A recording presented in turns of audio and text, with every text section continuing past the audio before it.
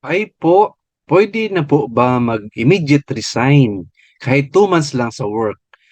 Makakuha pa din po ba ng COE at 13th month pay? As admin officer before, I can give good answers to this question.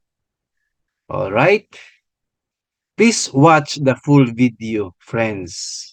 Are you ready? If yes, so let's get started.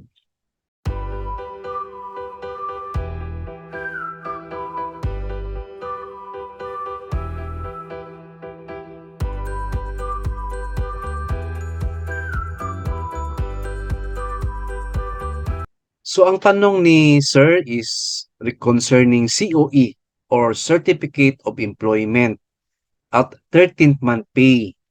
If mag-resign siya immediately sa kaniyang work, 2 months pa lang siya nagtrabaho sa company, then mag-resign po siya. Pwede ba? Answer? Pwede po as long as meron kayong formal resignation and of course approve po ng head of office or head ng company na tinatrabahuan niyo po, sir. So once approved, of course makakuha kayo ng Certificate of Employment, COE, at 13th month pay in a prorated basis. Opo, since 2 months lang kayo nag-work, konti lang din po ang mabigay na 13th month pay. So may computation po yan, prorated basis. Actually, nakagawa ako ng video nito before. Ano yung computation ng 13th month pay. Please watch sa description box natin. May link po tayo. Alright? Considering na 2 months lang kayo nag-work, then nag-resign kayo agad, siguro bigyan po ng time din ang company na i-turn over po ninyo yung mga accountabilities and responsibilities niyo sa trabaho.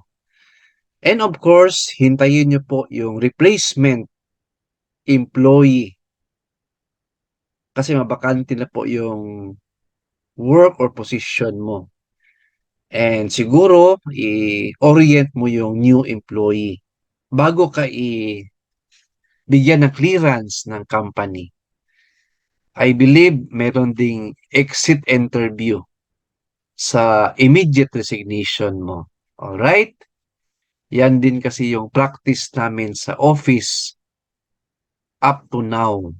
Exit interview, turn over yung mga trabaho mo, yung mga equipment na naka-assign sa'yo, and the like.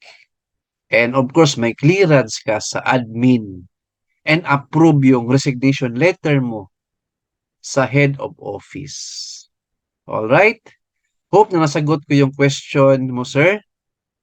Please like, share this video, and subscribe my YouTube channel. Thank you, God bless, and 2 thumbs up.